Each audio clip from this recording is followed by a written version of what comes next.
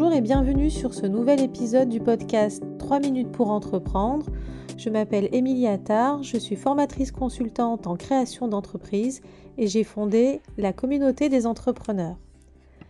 Aujourd'hui, je reçois Irina Riera, avocate au barreau de Tournon, qui exerce principalement en droit des affaires, propriété intellectuelle et nouvelles technologies. Bonjour Irina. Bonjour Émilie, merci de l'invitation. Alors bienvenue, aujourd'hui on va aborder un thème qui est extrêmement sollicité par les entrepreneurs et les futurs chefs d'entreprise qui concerne justement les questions de propriété intellectuelle. Pour démarrer, j'aimerais bien que tu nous expliques finalement en quoi la propriété intellectuelle est une spécialité pour un avocat. Alors c'est une spécialité dans la mesure où c'est un droit d'abord très technique. Il existe des masters spécialisés, comme par exemple pour d'autres types de droits, type droit fiscal, droit de la santé ou droit des assurances. Et les connaissances de base sont très nombreuses. D'ailleurs, il ne suffit pas forcément de connaître le droit, il faut acquérir également toutes les compétences, ce qu'on appelle métiers, des secteurs d'activité avec lesquels on souhaite travailler. Ok, du coup, en tant qu'avocat, la propriété intellectuelle, c'est un sujet qui est assez demandé par les futurs entrepreneurs. En quoi la propriété intellectuelle est importante pour le futur chef d'entreprise ? Alors, à mes yeux, il faut répondre en deux temps. D'abord, ce à quoi on pense souvent quand on pense à la propriété intellectuelle, c'est surtout que la propriété intellectuelle confère ce qu'on appelle un droit privatif. Le droit privatif, c'est-à-dire que juridiquement, le titulaire du droit de propriété intellectuelle peut opposer ce droit à des tiers avec pour conséquence d'empêcher certaines actions qui nuisent à l'entrepreneur titulaire du droit et fonder des actions concrètes contre les personnes qui se servent de l'objet de propriété intellectuelle sans en avoir l'autorisation. Donc ça, c'est l'aspect titre et donc de propriété, droit privatif. Et l'autre aspect important du droit de la propriété intellectuelle pour les entrepreneurs, c'est que la propriété intellectuelle, et ça c'est moins connu, se valorise. Cela signifie que les titres de propriété intellectuelle figurent au bilan dans les immobilisations immatérielles, comme des titres de société par exemple, ou alors si on prend les immobilisations matérielles, comme une voiture, un utilitaire, des machines-outils, ou autre exemple d'immobilisation matérielle. Exploité notamment par le biais de licences. Ok, alors du coup, est-ce que tu aurais un exemple concret pour les entrepreneurs qui nous écoutent pour qu'ils puissent comprendre vraiment en quoi consiste cette valorisation de la propriété intellectuelle ?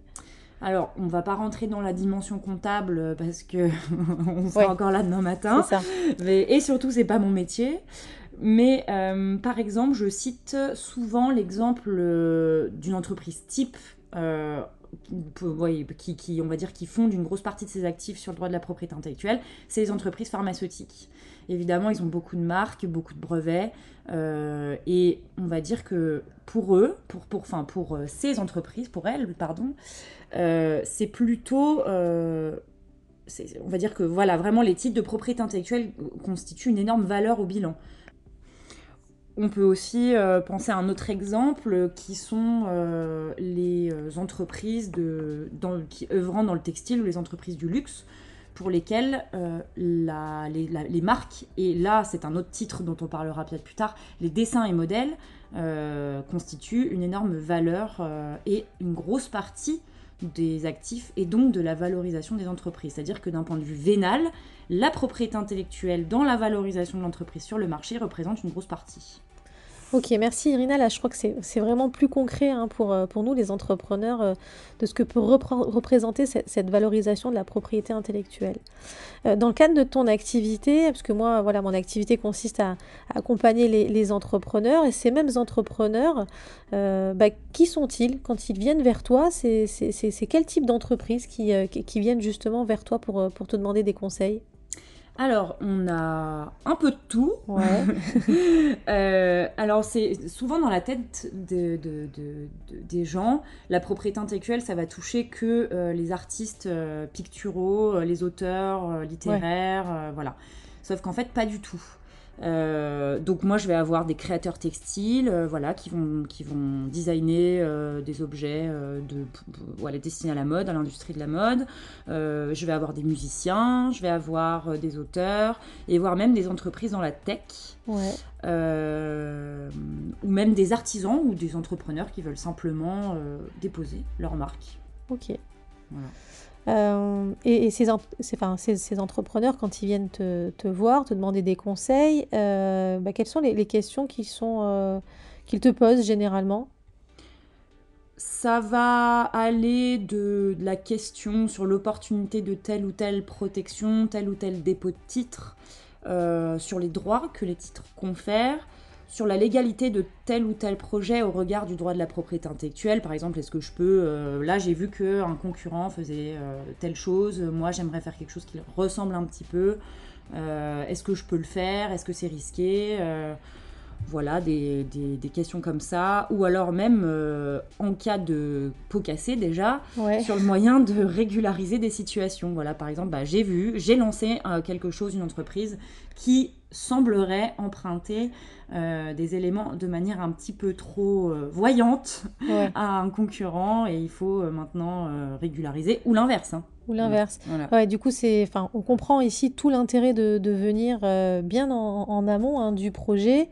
Dès qu'on a une idée de création de marque ou quoi que ce soit, il vaut mieux prendre conseil avant même de démarrer l'activité. Je pense que c'est assez clair. Oui, c'est ça. Enfin, de toute façon, même d'un point de vue légal, en tant qu'avocat, on dit souvent un bon mariage, c'est d'abord anticiper le divorce. Et ben, c'est un petit peu pareil en droit des affaires. Il vaut mieux prévenir que guérir. Il vaut mieux, ça coûtera d'ailleurs en plus moins cher d'aller voir un avocat en amont, plutôt que d'aller voir un avocat une fois qu'on est déjà au contentieux ou alors au précontentieux. Et puis c'est pas quand on est en activité, qu'on a des commandes à honorer, qu'on doit prendre le temps d'aller régler des litiges. Voilà. En parlant de litiges, quelles sont les difficultés qu'un entrepreneur peut éventuellement rencontrer? Quel type de problème? Alors, j'en ai parlé un petit peu dans la question d'avant, mais finalement, on va avoir des problèmes du type un concurrent, ou d'ailleurs un non-concurrent, hein, ça dépend du secteur d'activité, utilise un signe identique ou similaire au mien. Quand j'entends signe, je parle de marque ou d'appellation commerciale, parce que les appellations commerciales ne sont pas des titres de propriété intellectuelle, mais elles confèrent également une protection. Il va y avoir également des problèmes d'enregistrement de titres, donc des problèmes d'enregistrement auprès des offices dont on parlera plus tard, un enregistrement irrégulier. Donc concrètement, ça veut dire que j'ai pris quand même le temps de déposer un titre ou une marque, mais je l'ai peut-être pas bien fait, pas dans les bonnes classes, pas correctement, quoi. Voilà, ça marche. On va y venir. Voilà, ouais. On y viendra après, mais effectivement, parfois, lorsqu'on n'enregistre pas correctement, parce que comme je l'ai dit au début, le droit de la propriété intellectuelle est technique, et il y a des procédures strictes à respecter, d'autant qu'elles ont changé récemment. Et c'est vrai que de nombreux problèmes d'enregistrement de titres émanent aujourd'hui.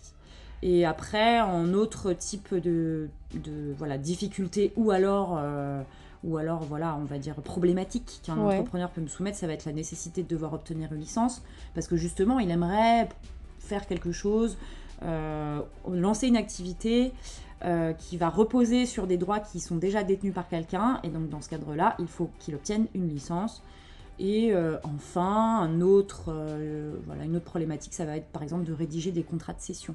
Ok, je te remercie parce que c'est vraiment, tu utilises des termes qui sont très clairs et complètement accessibles pour tous les entrepreneurs qui vont nous écouter. Moi, j'ai une question qu'on me pose quasiment tout le temps quand je fais mes accompagnements. C'est: est-ce que je peux protéger une idée ou un concept? Non. Ah, voilà, moi c'est direct, c'est catégorique, vous le savez. Non, en fait, on dit en droit de la propriété intellectuelle, on entend souvent que les idées sont de libre parcours. Ça signifie qu'on ne protège pas les idées ou les concepts. C'est vrai que c'est une idée reçue, c'est une idée reçue.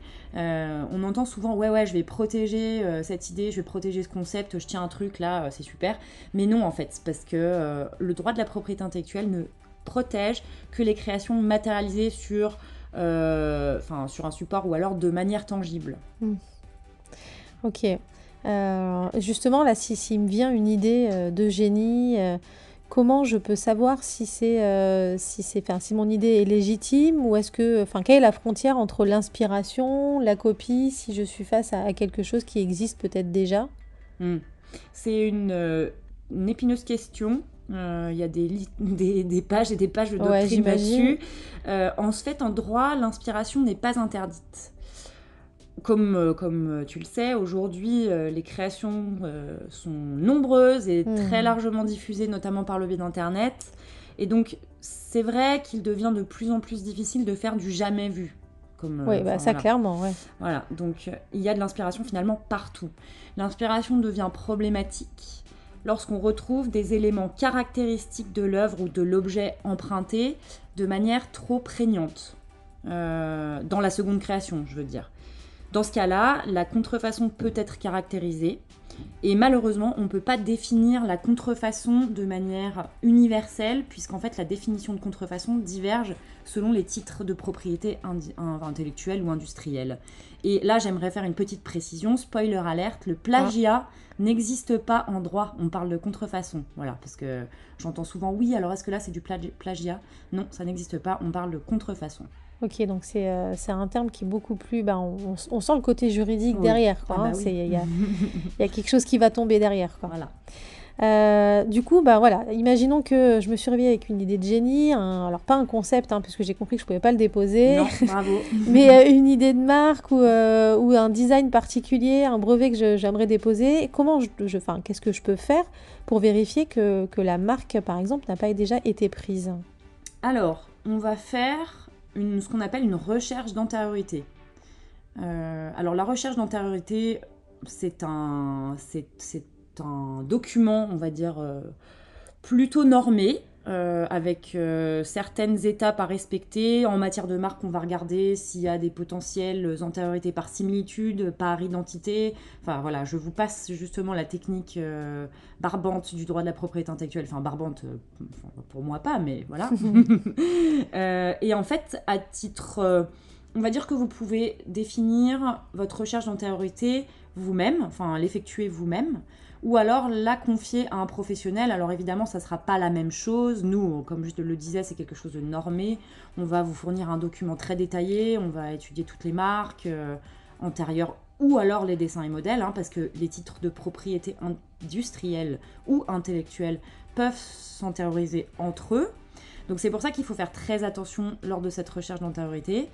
Et que souvent, lorsque vous pensez, on va dire, investir dans votre titre beaucoup de moyens, voir que ce titre va correspondre à une grosse partie de vos actifs, il faut plutôt creuser la recherche d'antériorité et donc la confier à un professionnel. Voilà, on va dire que sinon, vous pouvez en faire une, ça sera déjà mieux que rien, vous-même, sur le site data.inpi.fr. Et c'est très bien fait. Vous tapez dans la barre de recherche la marque qui est souhaitée. Et vous allez voir qu'il y a plusieurs onglets, marque, brevet, dessin et modèle, appellation commerciale, enfin nom de société. Et le moteur de recherche va vous sortir tous les noms qui existent, qui sont identiques aux vôtres, voire similaires. Voilà, alors après, ce qui est délicat, c'est d'apprécier la similitude Ouais. ou l'identité des signes antérieurs. Et c'est pour ça qu'en général, il faut connaître un peu la jurisprudence. Ouais, donc c'est ça un peu la limite au travail qu'un entrepreneur peut faire entre guillemets tout seul, hein, c'est-à-dire qu'il va pouvoir chercher sur la base de données de l'INPI si la marque existe déjà ou pas, mais ça ne suffit pas. Derrière, il faut pouvoir voir comment je peux éventuellement l'exploiter, quelle similitude il va y avoir avec la marque que moi je veux déposer. C'est ça. Et justement, alors du coup, quelles sont les questions que je dois me poser avant de déposer ma marque? Donc j'ai bien compris la recherche d'antériorité. Est-ce qu'il y a d'autres choses que sur lesquelles je dois réfléchir? Oui, alors. Je me doutais un peu de ta réponse. Hein, je me suis dit, ça me paraît un peu trop simple. Non, ça, c'est jamais aussi simple. Je l'ai dit, le droit de la propriété intellectuelle, c'est compliqué. Non, mais c'est vrai qu'il y a plusieurs éléments à prendre en compte lorsqu'on veut déposer une marque, parce que tout d'abord, en droit, la marque fait l'objet, on va dire, est soumise. Le dépôt de marque est soumis à des conditions de validité que je ne vais pas citer ici, puisque ça serait barbant, encore une fois. Mais oui, effectivement, il y a des conditions de validité à respecter. Auparavant, dans les procédures de dépôt, on pouvait déposer la marque, même en étant une marque qui serait potentiellement pas valide. Le seul moyen de se la faire, entre guillemets, annuler, ça serait que quelqu'un remarque que cette marque n'est pas valide et puis demande à l'INPI de la retirer, de l'annuler. Enfin, en fait, il y a une procédure contentieuse qui se mettait en route dans le but d'annuler la marque. Aujourd'hui, l'INPI vérifie toutes les conditions de validité de la marque pendant le dépôt, concomitamment au dépôt. Et donc, elle peut vous envoyer un petit courrier de régularisation si votre dépôt n'est pas conforme. Okay. Donc, il faut bien s'assurer que la marque soit valable et respecte les conditions de validité. Bon, sur le site de l'INPI, il y a beaucoup de choses qui sont expliquées. Il est très bien fait, c'est une vraie mine d'or en vrai. Il y a déjà pas mal d'infos. Il y a déjà pas mal d'informations. Ouais. Il y a pas de. Voilà, franchement, j'encourage les personnes qui nous écoutent à aller voir le site parce que c'est vrai qu'il explique de manière relativement claire tous les titres de propriété industrielle. Parce que l'INPI, c'est Institut national de la propriété industrielle et pas intellectuelle. Donc voilà. J'ai fait une digression, pardon, je reviens. T'inquiète pas, je crois que c'était important de le faire. Voilà. Donc, si la marque ne remplit pas les critères de validité requis, elle peut, donc l'INPI va vous proposer de faire des modifications. Mais attention, si le dépôt est invalidé car la marque complètement invalide, voire nulle, il se peut que vous deviez faire un nouveau dépôt. Et là, c'est payer une nouvelle fois tous les frais. De dépôt. Donc il faut bien prendre garde avant de faire son dépôt, c'est pas un acte anodin. Quand on fait un dépôt, il faut bien regarder qu'il puisse être reçu favorablement par l'INPI, parce que sinon vous encourez un nouveau dépôt et donc des frais supplémentaires. Après, ce qu'il faut regarder avant de déposer une marque, c'est aussi déterminer les produits et services pour lesquels la marque va être exploitée. Ce qui va nous permettre de déterminer ce qu'on appelle le libellé de la marque. Et le risque est grand de vouloir déposer une grande quantité de produits et services, mais il faut bien avoir en tête que la marque doit être exploitée effectivement pour les produits et services qu'elle vise, ou autrement, elle encourt ce qu'on appelle la déchéance, même partielle. C'est une procédure, encore une fois, aujourd'hui devant l'INPI, qui est de nature contentieuse si c'est un concurrent qui la demande, mais en tout état de cause, tous les points de faiblesse de votre marque sont des portes ouvertes à ce qu'elle soit attaquée, et c'est pour ça qu'on parle vraiment de marque faible d'ailleurs, et cela expose donc en fait votre titre à des risques de procédure contentieuse, là encore, voire même à des risques d'impacter votre business en fait. Donc c'est pour ça que j'allais dire. Voilà, c'est ça.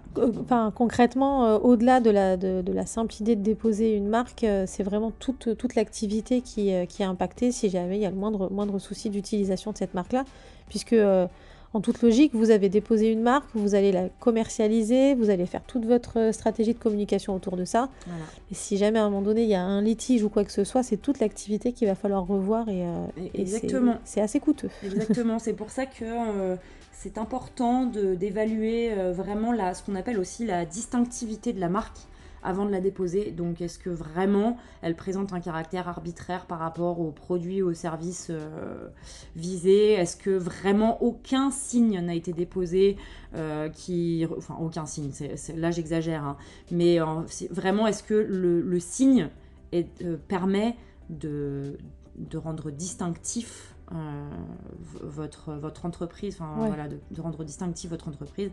Est-ce que pour le coup on va reconnaître votre entreprise au travers de ce signe, à l'exclusion et sans risque de confusion avec d'autres entités déjà existantes. Alors on a parlé de marque, on a parlé d'idées, de concepts. Est-ce que tu peux nous expliquer quelle est la différence entre un brevet et une marque ? Oui, alors ça c'est une très bonne question aussi, parce que c'est vrai que j'entends souvent au fil des discussions avec des gens comme ça qui me disent « Ah ouais, là, faut que je m'occupe de ma marque, faut que je fasse un brevet. » Alors nous, on va dire, les praticiens de la propriété intellectuelle, on se dit Alors oui, non, non. On va reprendre au début là, on va reprend au début. t'expliquer. Alors en fait, c'est deux titres de propriété industrielle, pour le coup, la marque et le brevet, qui ne poursuivent pas du tout le même objectif. La marque sert à garantir l'origine d'un produit. Donc c'est ce que j'évoquais juste avant. Elle Ouais. sert à différencier vos produits de ceux de vos concurrents au regard du consommateur. En fait, la marque protège ce qu'on appelle les signes distinctifs, qui est pour moi vraiment une formule éloquente. Voilà, ça va protéger votre distinctivité sur le marché et ça va garantir le fait que que le consommateur, que la cible, va bien vous identifier au milieu des concurrents. C'est le but de la marque. Aussi bête que cela puisse paraître, parce que normalement on se dit que la marque, l'objectif c'est de créer encore une fois un titre privatif, mais en fait un autre objectif c'est de protéger le consommateur, puisqu'il faut qu'il puisse déterminer correctement l'origine commerciale du produit. Ça c'est quelque chose qu'on connaît Ah peu. oui, exactement, tout à fait. Ouais. Ouais. C'est un angle de vue que j'avais pas du tout, tu vois. Ouais. Et donc la marque, voici pour la marque. Et l'autre titre donc très connu qu'on essaye de sortir à toutes les sauces, c'est le brevet. Que le brevet donc va protéger une innovation technique. C'est donc finalement ce qu'on appelle innovation technique. Ça va être un produit ou un procédé qui apporte une solution technique à un problème technique inconnu à ce jour de l'état de l'art. En simplifié, hein, parce que encore une fois un brevet c'est un titre qui est très coûteux, qui est plus coûteux que les autres titres de propriété industrielle ou intellectuelle et qui va demander un dépôt de brevet, c'est beaucoup plus de boulot qu'un dépôt de marque puisque il y a des revendications à formuler, c'est tout un truc, voilà. C'est plus technique aussi, j'imagine. C'est beaucoup plus technique, Ouais. voilà. Et finalement, ce brevet va conférer un monopole d'exploitation sur cette innovation. Donc une fois que c'est déposé, plus personne peut utiliser sans mon consentement, en tout cas, la technologie que j'ai En déposée. gros, c'est ça. En gros, Ouais. on a compris gros, que... En gros, il y a toujours des exceptions. C'est ça. En droit, de toute façon, vous savez. Est-ce qu'il y a d'autres titres de propriété intellectuelle qu'on n'aurait pas évoqués? Oui, alors, et justement, c'est important de soulever cette question, puisqu'il n'y a pas que la marque et le brevet qui sont encore une fois les stars du droit de la propriété intellectuelle. Il y a des titres qui sont moins connus, mais par exemple, moins connus pas, ou alors surtout pas connus pour les usages pour lesquels on les utilise en pratique. Et là, par là, j'aimerais qu'on parle un peu du droit d'auteur, puisque le droit d'auteur ne sert pas qu'à protéger, encore une fois, les œuvres picturales ou littéraires ou les œuvres architecturales. Ou, voilà, enfin bref, on ne voit pas le droit d'auteur que dans les musées ou quand on entend un orchestre jouer, en fait. Mais par exemple, le droit d'auteur protège aussi les logiciels et les bases de données.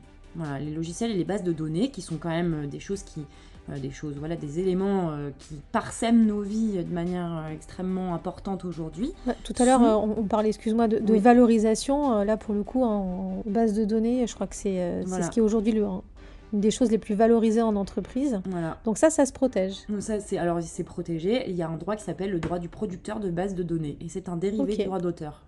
Ok. Et le logiciel, c'est pareil. Voilà, c'est des dérivés du droit d'auteur. Sinon, comme autre titre important, il y a aussi les dessins et modèles. Donc ça, je l'ai évoqué juste avant, le dessin et modèle, Ouais. au début de notre entretien, qui servent à protéger le design, voilà, vraiment l'aspect esthétique extérieur d'un produit. Et donc ça, c'est des titres industriels qui sont très utilisés, notamment dans l'industrie de la mode, dans l'industrie textile, dans l'industrie du luxe, hein, ou alors même dans l'industrie automobile, hein, les rétroviseurs sont protégés parfois par des dessins et modèles, l'aspect extérieur d'une voiture, même des objets de l'industrie. Et après, il y a évidemment d'autres types de propriétés industrielles qui sont beaucoup moins connus, mais on n'y viendra pas aujourd'hui parce que les certificats d'obtention végétale, à moins que vous développiez vos plantes à la maison, voilà. Et pourquoi pas? En Et tout pourquoi cas, pas, cela étant, si on a ce type d'auditeurs, ils sauront vers qui se tourner du coup. Exactement. Ok, on a parlé de tous les titres de propriété intellectuelle. Je crois qu'on a fait en tout cas le tour des plus importants. Si je souhaite justement faire un dépôt d'une marque, d'un brevet, vers qui je dois me tourner? On a parlé de l'INPI. Est-ce qu'il y a d'autres organismes? Tout à fait. En réalité, ça va dépendre du type de protection que vous souhaitez, parce qu'en fait, on va établir vos besoins en matière de propriété industrielle et établir ce qu'on appelle une stratégie, finalement. Et cette stratégie peut impliquer un dépôt à l'international, suivant ce que vous visez pour votre activité, suivant si vous souhaitez exporter, suivant si vous souhaitez, même juste commercialiser à l'étranger, voilà. Donc en réalité, de cette stratégie va découler la nécessité de s'intéresser à des dépôts étrangers, et auquel cas on n'aura pas forcément recours à l'INPI. Ça va être, on va pouvoir aller déposer des titres devant l'EUIPO, ce qu'on appelle, donc c'est l'Office de l'Union européenne en matière de propriété industrielle. Sinon, on peut aussi déposer des brevets européens devant l'OEB, et sinon il y a le grand Manitou, l'OMPI, l'Organisation mondiale de la propriété industrielle intellectuelle, qui se trouve à Genève, voilà, qui en fait finalement a une fonction d'administrateur des dépôts internationaux, voilà, puisque en fait c'est l'OMPI qui va gérer les dépôts internationaux. Voilà. Ok. Je te remercie beaucoup, Irina. C'est très clair quand tu nous expliques toutes ces questions que peuvent se poser les entrepreneurs. Moi, j'ai une dernière question à te poser, si tu me le permets. Irina, pourquoi tu as choisi cette spécialité? Alors, c'est une très bonne question. Personnellement, en fait, on dit souvent que les personnes qui partent en droit de la propriété intellectuelle dans un cursus de droit, parce qu'il faut savoir que la propriété intellectuelle, c'est une sous-branche du droit des affaires, hein. Donc c'est pas, on va dire, une branche non plus isolée, mais c'est un peu les artistes du droit, parce que finalement, on a toujours cette prise avec la création, et puis pour moi, c'est très important de permettre les créateurs, les innovateurs, de valoriser leur création et puis leurs efforts intellectuels. Et puis personnellement, j'ai cette fibre-là, j'aime la musique, j'aime les créations, j'aime tout ce qui est novateur, tout ce qui est innovation. Et puis la fibre du droit pur, technique, m'a été donnée par un de mes professeurs à l'université de Heidelberg quand j'étais en Allemagne. Voilà, j'ai trouvé ça passionnant et je me suis dit c'est ça que je veux faire. Voilà. Un métier passion alors. Voilà. Je crois qu'avec les entrepreneurs qui nous écoutent, on est tous d'accord. On fait tous ce métier-là par passion, entrepreneur ou avocat. Je te remercie beaucoup, Irina. Est-ce que tu as quelque chose à ajouter? Je pense qu'on a abordé quand même pas mal de choses dans ce podcast. Les coordonnées d'Irina se trouveront sur le site de la communauté des entrepreneurs et dans la description du podcast. On vous invite bien entendu à écouter les épisodes précédents si ce n'est pas déjà fait, et on vous retrouve très très vite pour de nouveaux épisodes. À bientôt. Merci Irina. Merci Émilie.